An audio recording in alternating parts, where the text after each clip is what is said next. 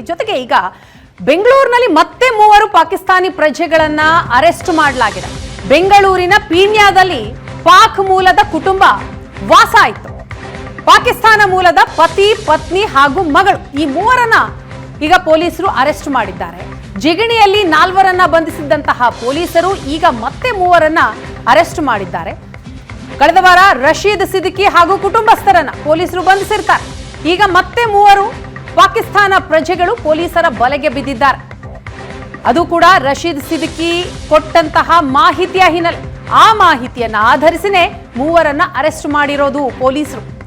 ಜಿಗಣಿ ಪೊಲೀಸರಿಂದಾದಂತಹ ಕಾರ್ಯಾಚರಣೆ ಇದು.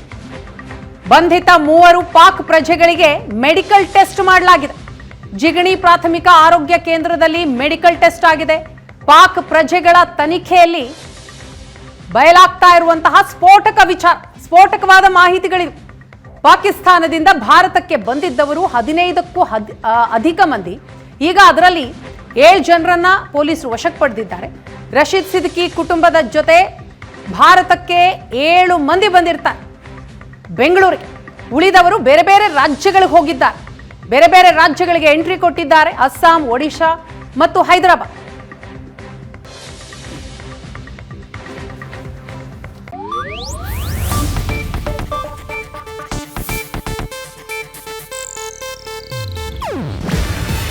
ಇದು ಏಷ್ಯಾನೆಟ್ ನ್ಯೂಸ್ ನೆಟ್ವರ್ಕ್ ಪ್ರಸ್ತುತಿ. ನೀವು ನೋಡ್ತಿದ್ದೀರಾ ಏಷ್ಯಾನೆಟ್ ಸುವರ್ಣ ನ್ಯೂಸ್.